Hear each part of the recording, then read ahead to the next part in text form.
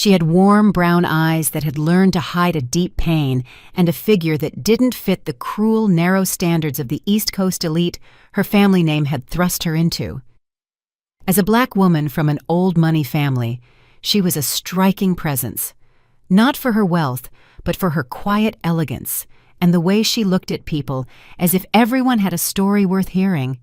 Yet, behind her back, the same people who praised her charitable donations called her the fat heiress. Her husband, Marcus Sterling, was one of them. That morning, the Greenwich, Connecticut mansion smelled of fresh jasmine and gourmet coffee. It was Marcus's birthday. The private chef had prepared a special brunch, and Savannah had personally ordered fresh flowers to adorn the living room. She had carefully chosen a high-end Rolex watch she knew he craved, not for the time it told, but for the designer name that would sparkle on his wrist in campaign photos. Marcus, 7 years her junior, was an aspiring politician, charismatic in public and cold in private. His gaze was that of a hunter, always calculating his next move. They had been married for a decade. No children, no scandals, no love. Sometimes Savannah wondered if the love had ever been real, or if she had simply imagined it, like dreaming of a beachfront house that never gets built. At 10:16 in the morning, she came down the grand staircase holding an envelope. It was a certificate for a $100,000 donation in Marcus's name to a National Children's Foundation. She thought it would make him smile. He loved looking generous. Even more, he loved seeing his image strengthened on social media. The dining room was empty, but she heard voices in the adjacent parlor. She paused, out of sheer habit, and stood motionless behind the slightly ajar door. And then she heard it. "That fat cow disgusts me, Mom," Marcus said, laughing. "I only care about her money. What did you think? That I actually enjoyed sleeping with her?" Savannah stopped breathing. Evelyn Sterling, her mother-in-law, showed no surprise. Her voice responded as if confirming something obvious. "At least pretend, Marcus. Do it until you inherit everything that's hers. After that, you know what you have to do. That woman's days in your life are numbered. Do you want to be tied to a body that looks like an inflated bag, a piñata stuffed with regrets?" They laughed with the lightness of people who feel no shame about their cruelty. Savannah swallowed hard. The envelope slipped from her hand without a sound. Her face didn't change, but her legs trembled slightly, as if the world had suddenly sped up. She held firm. She slowly backed away, climbing the stairs without her heels making a sound, and quietly closed the door to her bedroom as if nothing had happened. She didn't cry. She didn't scream. She didn't confront them. That night, they ate dinner together. Savannah offered a cheerful smile and gave him his gift. Marcus thanked her with a dry kiss on the cheek and feigned enthusiasm. Evelyn commented that the wine was excellent and suggested Savannah should try a friend's diet. Everyone laughed, except Savannah. She simply watched them both with a serenity that was less about calm and more about planning.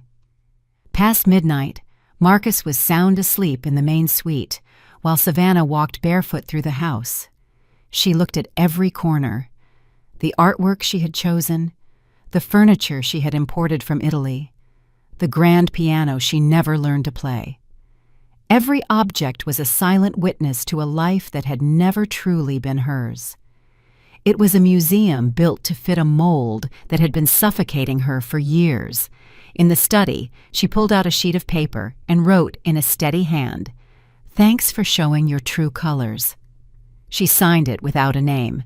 She folded the note, then opened her laptop. In less than an hour, she contacted a discreet real estate broker and a foreign buyer, and transferred the bulk of her fortune to a new account in Switzerland under a different identity. Having spent years managing her family's wealth, she knew exactly how to move money without leaving a trace. By 5 in the morning, the mansion was behind her. No servants saw her leave. She carried only a backpack, a long coat, her passport, and a photo of herself at 18 when she dreamed of traveling the world, before the sterling name turned her into a trophy wife. 2 hours later, Marcus woke up. He called out for his wife, confused by her absence. He checked the kitchen, the garden, the bathrooms. He found her only as a piece of paper on the pillow. "Thanks for showing your true colors." He crumpled the note, not understanding. He didn't even suspect she had heard the conversation. He figured it was a tantrum, a stupid impulse, emotional nonsense. He called her cell phone. It was off. He sent texts. No reply. He called his mother. "Where is Savannah? Why are you asking me?" "She left. She just left a note. Thanks for showing your true colors." What the hell does that mean? Evelyn felt a shiver run through her for the first time. That same day, Marcus discovered the house had been sold. The buyer had wired the money directly to the Swiss account. He had no access. Legally, everything belonged to Savannah, even his suits. What Marcus didn't know was that the media was about to explode. The bank involved in the transfer had inadvertently leaked a statement to a finance reporter who had been investigating Marcus for corruption. It was only a matter of days before the scandal hit national television. Savannah, meanwhile, was sitting on a city bus heading to the South Shore neighborhood of Chicago, a place where nobody would recognize her. She looked out the window, her eyes calm and her mouth set in a straight line. She carried her old photo in the inside pocket of her coat like an amulet. And for the first time in years, she breathed without effort. She had no fixed plan or destination, only one purpose: to start over from a place where she was worth nothing, to discover how much she was truly worth. On the evening news, the anchor announced, "The wife of rising political figure Marcus Sterling has disappeared. There are rumors she sold their mansion and emptied her accounts. Some say kidnapping, others say it's a marital scandal." Nobody knew for sure, but she did. She knew the real kidnapping had been her entire life. She knew that contempt disguised as marriage would no longer have a place in her existence. And she also knew that soon the world would meet a woman who had been called a lucky fat girl, but who is now determined to prove there is nothing more powerful than a woman who no longer needs anyone else to lift herself up. No one imagined that behind that silent smile lay a truth larger than any betrayal. Savannah Rhodes hadn't escaped. She had awakened. The bus advanced slowly through dusty streets, the windows fogged with the damp morning air. Her backpack rested on her lap.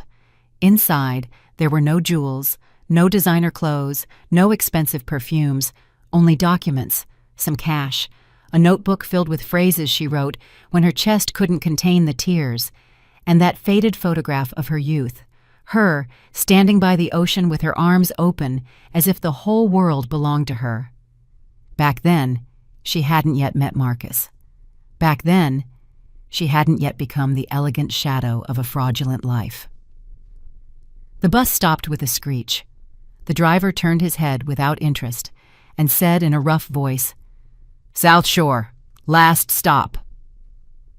Savannah stood up. No one looked at her.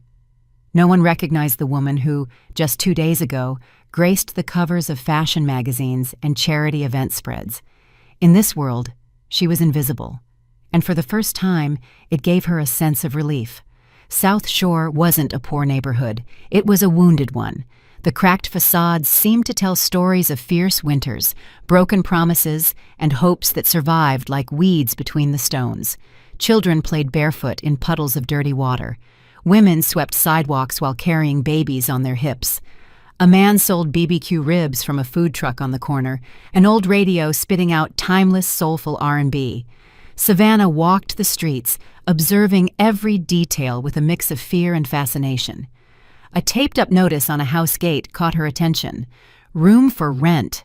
Shared bath. No questions asked. She knocked on the door. A woman in her 60s with weathered skin and small, distrustful eyes came out. "Looking for something?" "I saw the sign. I'm looking for a place to stay for a while. I can pay up front." The woman scanned her from head to toe. Something about her didn't fit. Too much poise, skin too well cared for in this environment. "Name?" Savannah hesitated for only a fraction of a second. "Maya Solar." "That's an odd name. Come in. The room's free, but I don't give refunds, and I don't like trouble." "You won't have any." The room was small, with a twin bed, a fan that sounded like it was about to fall from the ceiling, and a window without a proper pane. The walls were stained with dampness. It smelled of confinement, but to her, It felt like a sanctuary. She paid for a month and settled in. That night, she didn't cry. She just lay on the hard mattress, closed her eyes, and let the silence do its work. The next day, she walked aimlessly through the neighborhood. She introduced herself as a woman ruined by financial fraud, someone who had lost everything. It wasn't a lie, though not for the reasons everyone imagined. They looked at her with pity, but also with a certain morbid curiosity. She was new, she was strange, she was another sad story in a place full of them. She arrived at a small community health center. The facade was peeling. Inside, there were a couple of rusty exam tables, broken plastic chairs, and a makeshift reception desk made of cardboard boxes. A woman was arguing with a young man about medicine they couldn't afford. "Ma'am, I already told you, we don't have that antibiotic, and if you get it outside, I can't guarantee it's authentic."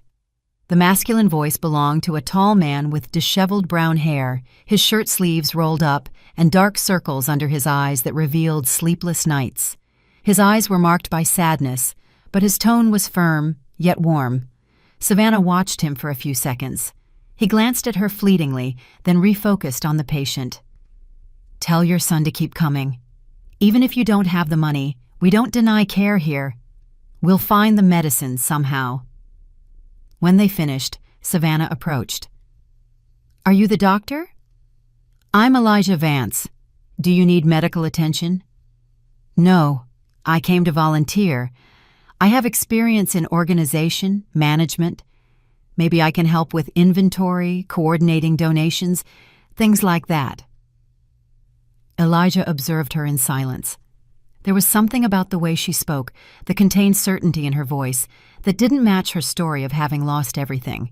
He didn't confront her. He extended his hand. "Welcome, Maya. This place needs more hands than questions." And so, it began.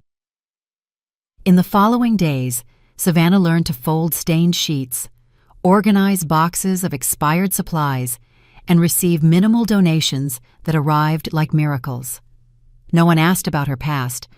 All that mattered was what she did in the present. It was in that same clinic that she met Lena.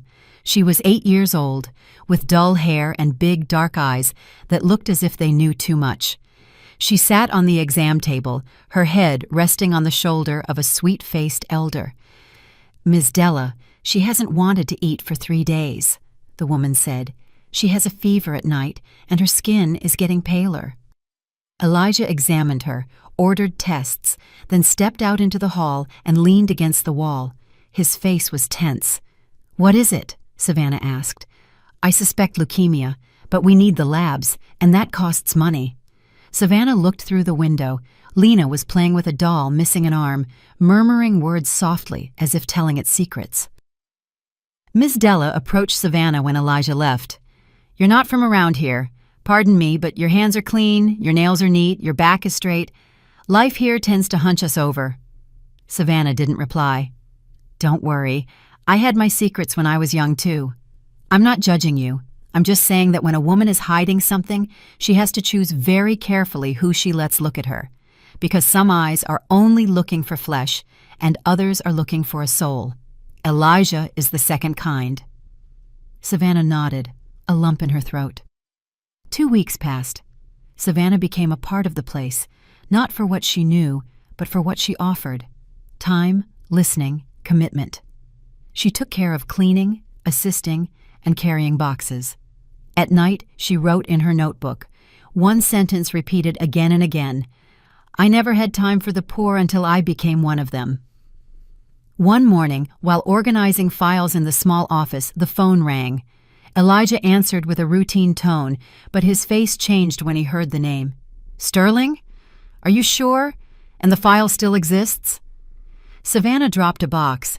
He looked at her, didn't say anything, but noticed her trembling.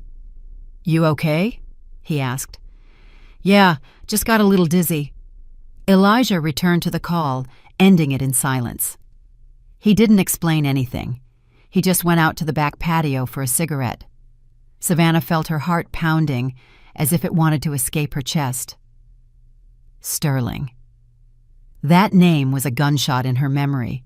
the echo of everything she wanted to bury. Later, she saw him sitting alone. She approached. "Can I ask what that call was about?" Elijah hesitated. "It's about a patient from the past. A case I thought was closed. They mentioned a name, one I haven't heard in years. Sterling." Savannah felt a chill. "Do you know him?" She lied, as she had so many times to survive.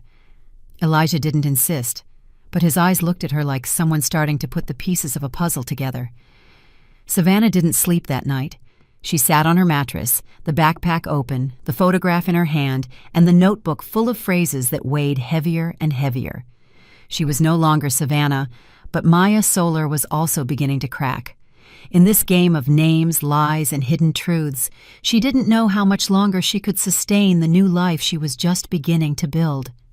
There are wounds that scar, and then there are others that won't let you breathe. And the Sterling name was one of the latter. The question wasn't if Marcus would find her.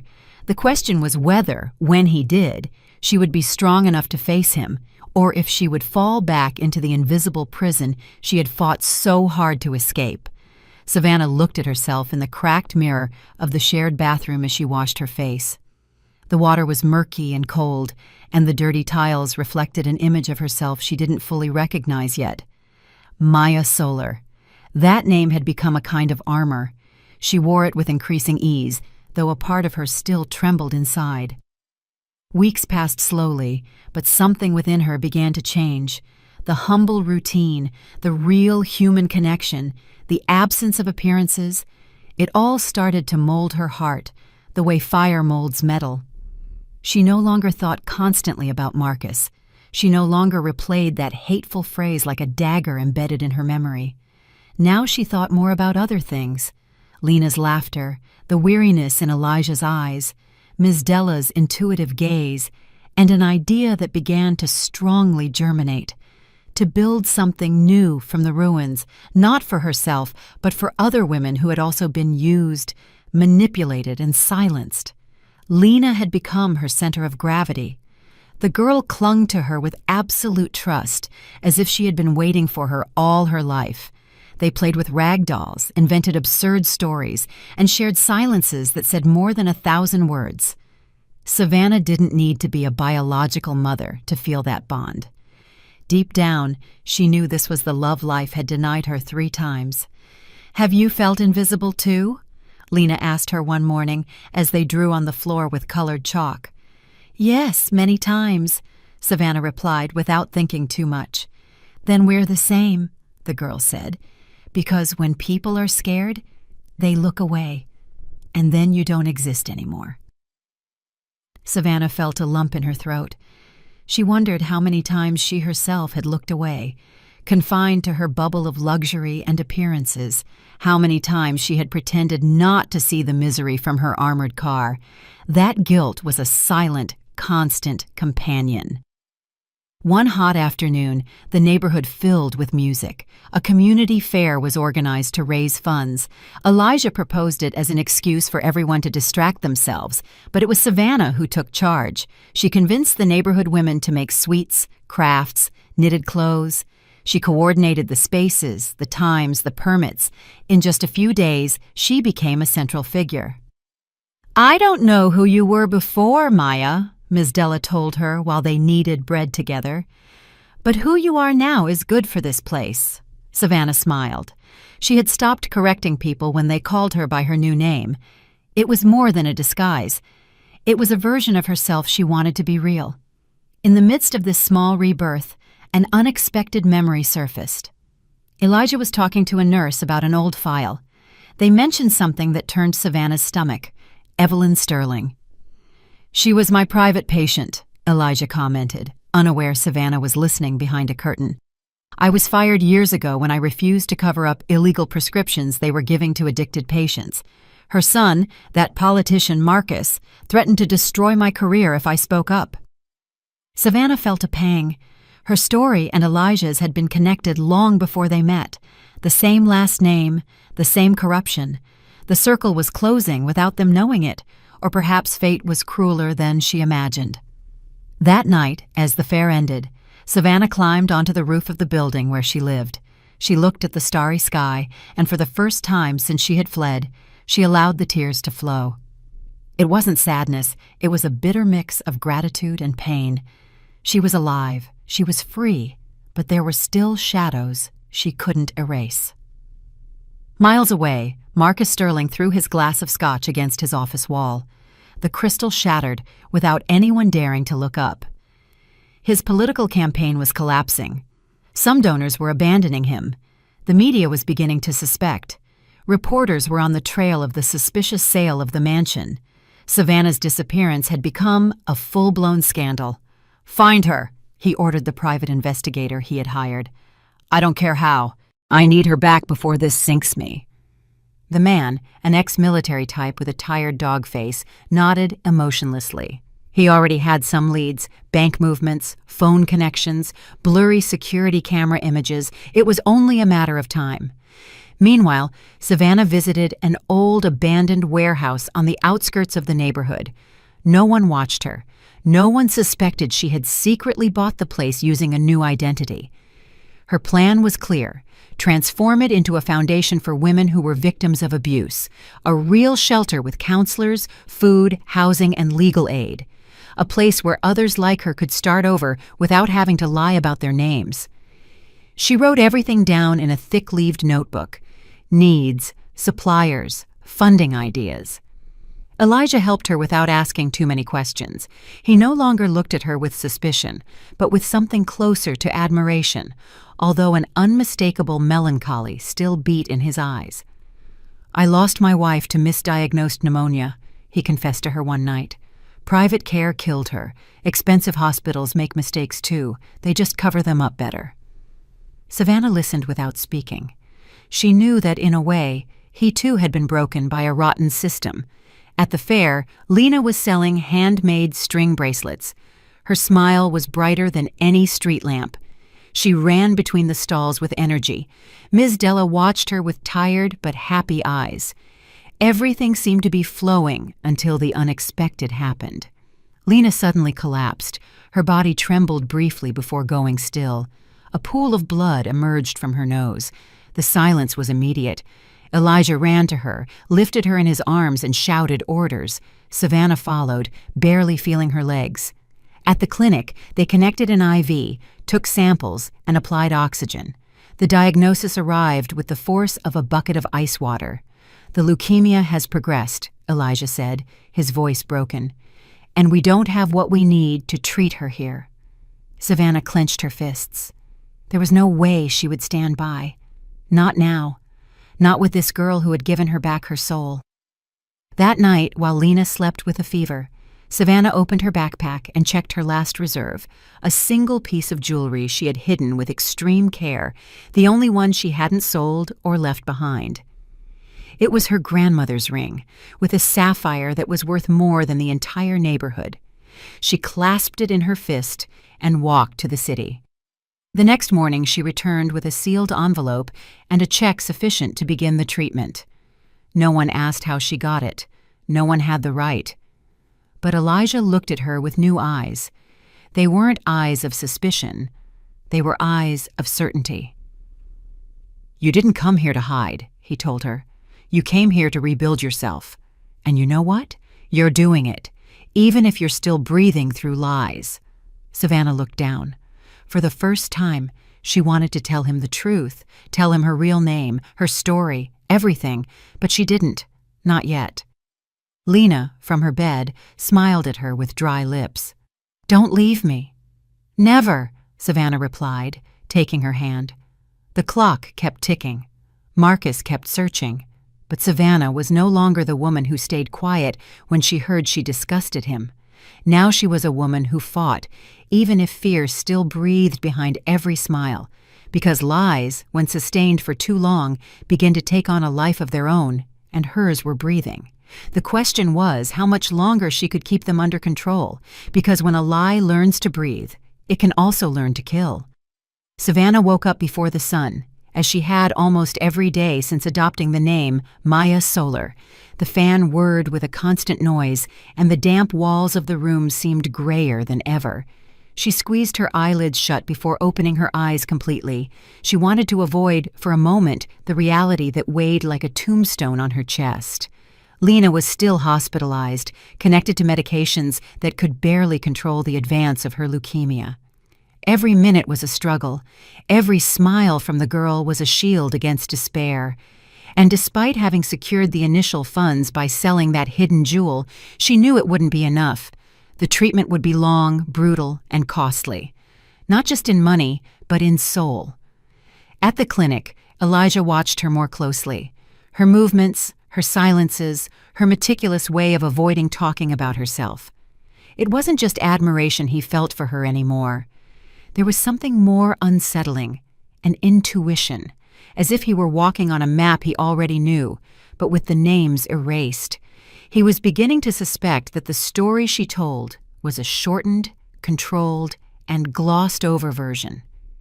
Something inside him said there was more, much more, beneath that sad calm. That morning, while reviewing the medicine inventory in the small makeshift pharmacy, Elijah dropped a comment that wasn't accidental. "Maya, did you ever live abroad? You have an accent, a neutral, educated one. It's not common here." She stopped, swallowed, and thought fast. "I studied for a few years in Europe, then worked in D.C. for a while. That's why I sometimes have that odd tone." Elijah nodded without saying anything, but the doubt in his eyes deepened. Hours later, Savannah visited the abandoned warehouse where she had begun planning the foundation. She sat in the dust on a broken box and pulled out her notebook. She wrote a single phrase: "Fear is a cage with open doors." She closed the notebook and took a deep breath. It was then that she heard footsteps behind her. She turned, and there was Miss Della, with a bag of bread in one hand and a sharp look on her face. "I looked for you at the clinic. Lena asked about you," she said without preamble. Savannah got up, dusting off her hands. "I just came to jot down a few things. I need to get this place running before everything collapses." The elder woman placed the bread on a box. "You're not running from fraud or economic ruin.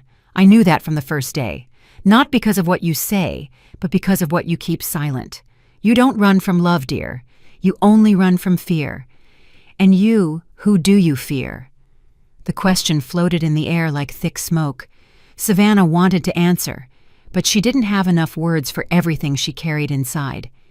She only mumbled, her voice choked. "Myself." The elder woman nodded. She didn't need more. She left the bag of bread, tenderly stroked Savannah's shoulder, and left without saying goodbye. Meanwhile, in Manhattan, Marcus Sterling stared at his computer with contained fury. Before his eyes was a photo taken by a volunteer at a charity fair in South Shore. In the image, a group of women were gathered around a food stall. In a corner, almost blurred but unmistakable, was her, Savannah. Marcus's heart pounded violently. He stood up, threw his chair backward, and shouted an order into the air. "Get the car ready! We're going to South Shore!" 3 hours later, his black SUV with tinted windows slid through the dusty streets of the neighborhood, clashing with everything around it. People looked at him with distrust. Some stepped aside, others pretended not to see. Savannah was returning from buying gauze for the clinic. She was walking with a hurried step when she saw the car parked in front of the medical center entrance. She stopped dead. Her stomach dropped. Her chest hardened. She would recognize that vehicle even from behind and without lights. She didn't think. She didn't analyze. She simply spun on her heels and began walking in the opposite direction, not running, but with the exact rhythm of someone fleeing without wanting to seem like they are fleeing. She ducked into an alley, then another, climbed a small incline, and hid behind a broken wall until the car started and disappeared from her sight. He hadn't seen her. Marcus hadn't found her, but he was close, too close. She couldn't sleep that night. Fear had returned like an old illness. She wondered how much longer she could sustain this fragile peace before everything crumbled. At the clinic, Lena waited for her with bright eyes. She held out a bracelet made of red threads. "It's so you won't leave," the girl said. "Now you're tied to me." Savannah knelt by the bed. She stroked her forehead. "I'm tied to you, even if you don't put it on me." "Are you sad?" "A little." "Why?" "You saved my life." Savannah contained her tears. "Because I don't know how to save my own." Elijah, listening from the doorway, felt something inside him break. He couldn't handle the uncertainty anymore. This woman wasn't just any woman. She had scars that didn't match her invented story. That morning, when everyone was asleep, Elijah entered the clinic's small office and turned on his laptop. He didn't know exactly what he was looking for until he did it. He typed the name that had been haunting him since he met Maya Solar, Savannah Rhodes. The browser returned hundreds of results: photos at social events, magazine covers, news of her disappearance, articles about a mysterious mansion sale, political scandals, and an image that froze him. The same smile, the same eyes, the same face he had learned to read in recent months. Maya Solar didn't exist. She was a mask, a lie. But everything she had done was real. The help, the tenderness, the devotion. This woman, with a past of broken glass, had saved lives. She had resurrected her own, and now he knew who she really was. Savannah Rhodes, the disappeared wife of the man who had fired, humiliated, and destroyed him. The circle was closing. He leaned back in his chair, closed his eyes. He could no longer pretend he didn't know. And now he had to decide what to do with that truth, because the price of knowing is the power to look away, and he wouldn't do that again. Elijah woke up without having slept a wink. The image of Savannah Rhodes on his screen was fixed in his mind like a burn. Maya Solar didn't exist. He had witnessed how she healed the wounds of others while carrying her own with unbearable silence. He knew that if he confronted her, nothing would ever be the same, but silence was also a way of betraying what he valued most: the truth.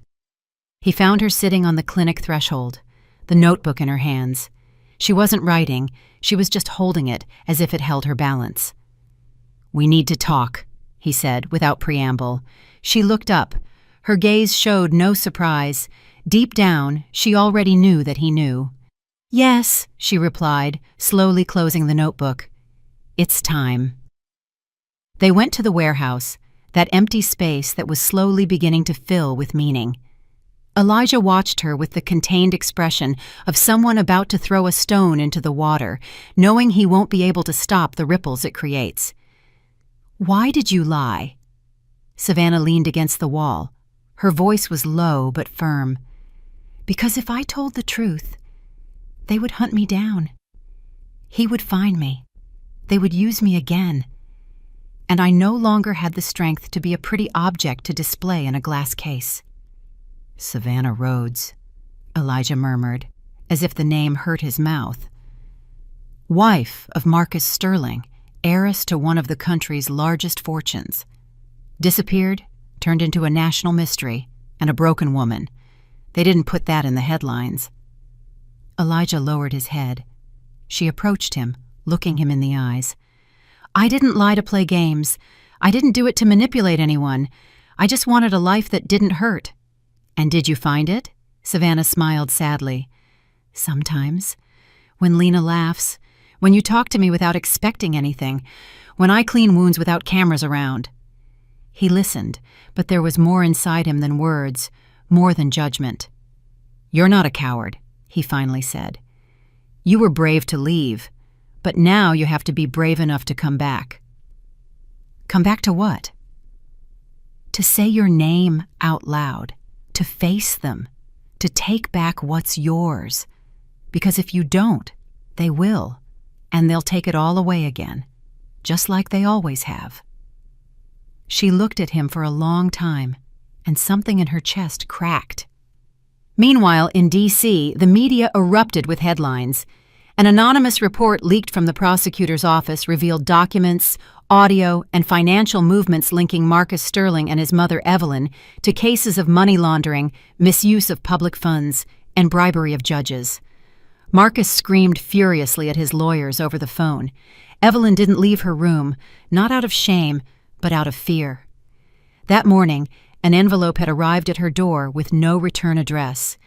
Inside was a copy of an altered birth certificate and a letter that simply read, "The truth can't be erased."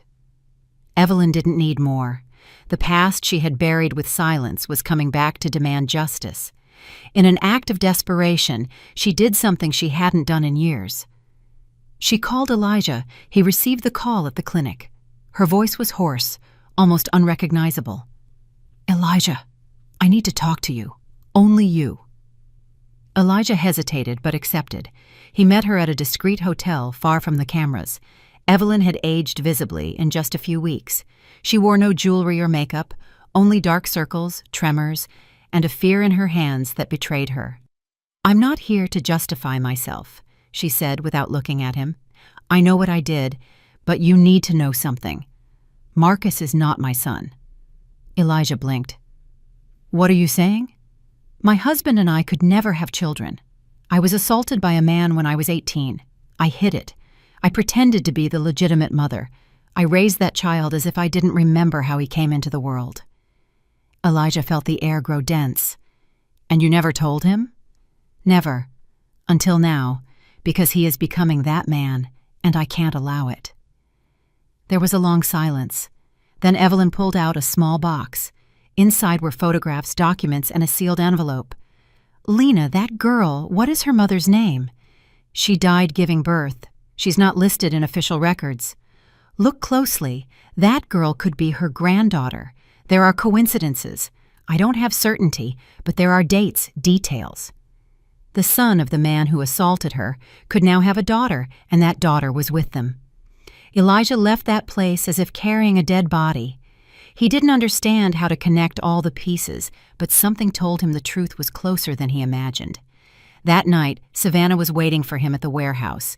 She had been cleaning, organizing, distracting herself, but seeing his face, she knew he brought more than just bad news. "What happened?" He told her everything. About Evelyn, about Marcus, about the possibility with Lena.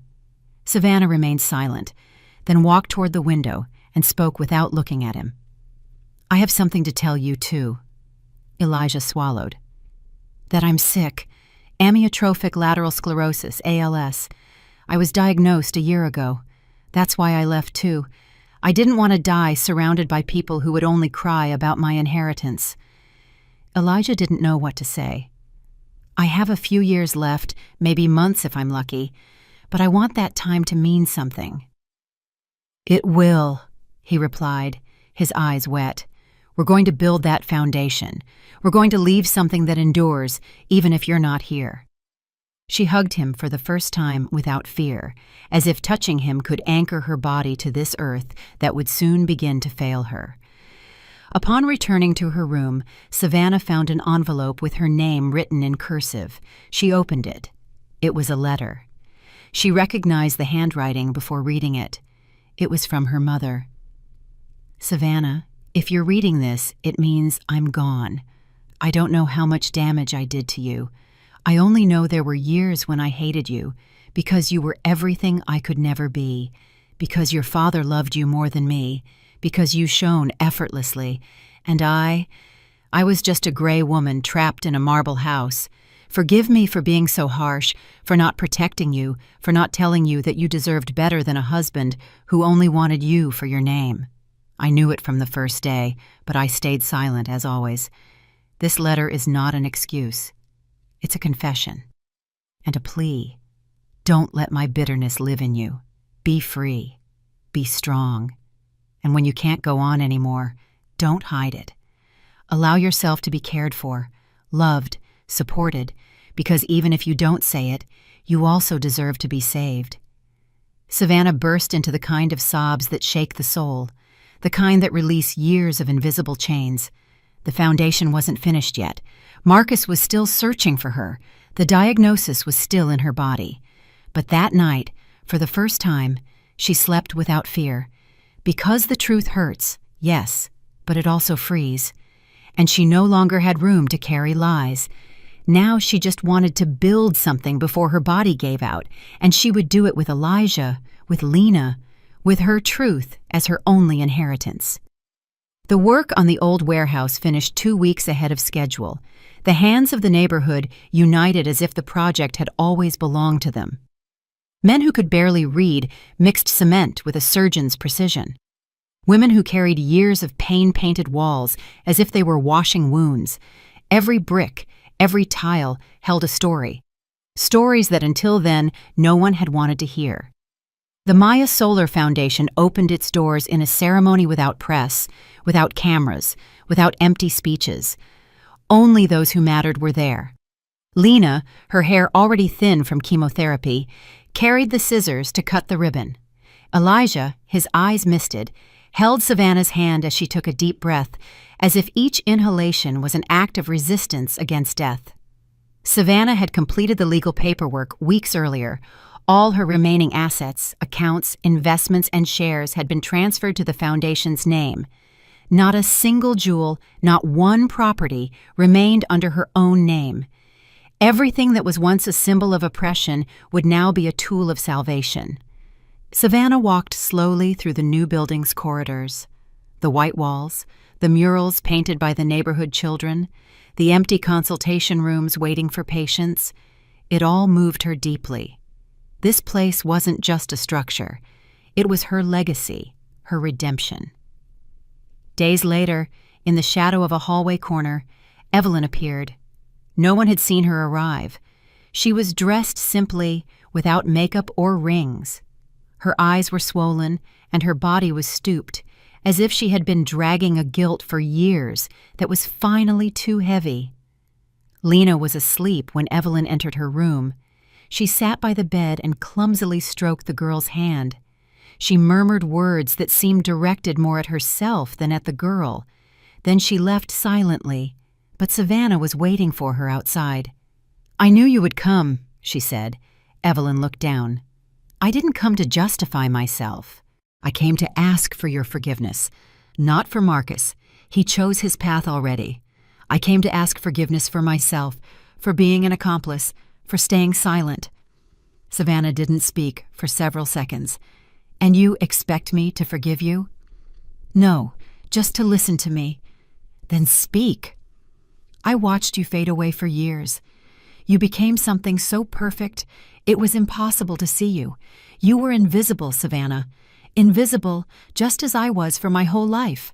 I was used, manipulated, forced to keep quiet too. And you were my mirror. That's why I hated you, because you reminded me of everything I didn't dare to do." Savannah stepped closer, not to hug her, but just to look her straight in the eye. "I hear you, but I don't forgive you for what you did to me. I forgive you for what you did to yourself." Evelyn released the tears she had held back for decades. On television, Marcus was news, no longer as a politician, but as a suspect. His image appeared among headlines of corruption, money laundering, and ties to influence peddling networks. He had been expelled from his party. His face no longer sold smiles, it sold scandal. And then, as a last resort, he appeared in front of the foundation. Savannah watched him from the second floor. She felt neither fear nor rage. She felt something colder, a sad compassion, like someone observing a person who is already lost. He waited for her in the courtyard. He held a briefcase and looked older than the years that had passed. "I didn't come to fight," he said as soon as he saw her. "I came to make a deal." "There are no deals with you," she replied calmly. "I have proof, documents. I could sink you with a public lie. I could say you stole, that you faked your disappearance to take everything. I already did. I took everything, but not the material things. I took back the dignity you lost years ago." She stepped closer, looking him in the eyes. "Do you really think this place is worth less than everything you had?" "No, I think this place is the only thing that is worth anything, because you can keep all the material things. What you will never have is peace." Marcus took a step back. The truth hit him harder than any threat. "And tell your mother that I listened to her, and the girl doesn't need to know who her grandfather was. She already has enough love. She doesn't need yours." Before he could reply, Savannah reached into her purse and handed him an envelope. if this is the last thing you will ever have from me." Marcus walked away without opening it. Later, in his empty apartment, he read it. "Power without love is hollow. Money without soul is death.